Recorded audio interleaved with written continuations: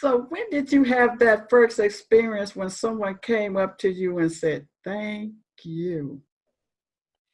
I've had it a few times, but do you know what the best email I think I ever received was from the second book, which is Dan's book, Beyond a Mother's Worst Nightmare. I got this email from a lady that her son had committed suicide.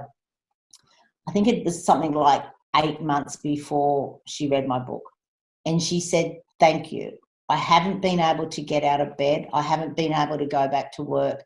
After reading your book, it was so positive. It helped me to understand that my son is around and he is with me, that I can now go and live my life. That was the most amazing moment, because as much as I wrote it, and in the book I say, I hope I help at least one person with this, it was very therapeutic for me to write it. It was really hard to write it. So much so that I ended up writing about him. Well, initially he wasn't even in the book.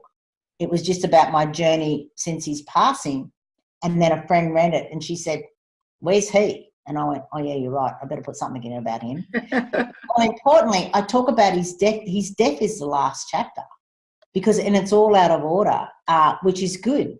It was sort of like, remember the movie Pulp Fiction, how it was told all out of order? It wasn't told in a sequential order.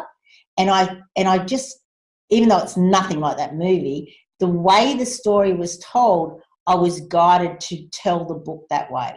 So you can read any chapter at any time. You don't have to read it in order, and which was good, because life, even though we think it's linear, it's not.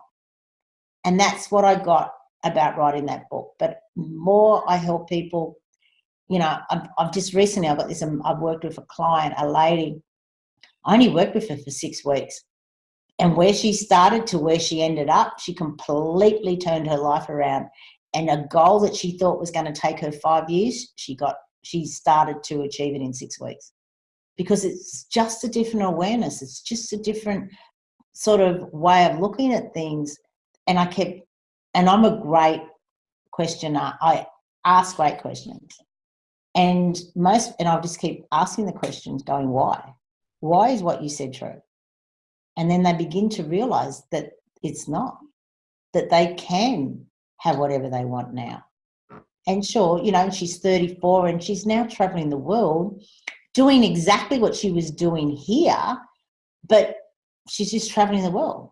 And I'm sure it's easier. She's not married and she doesn't have kids, but she broke up her relationship in that time because she realised it wasn't serving her. It wasn't going anywhere.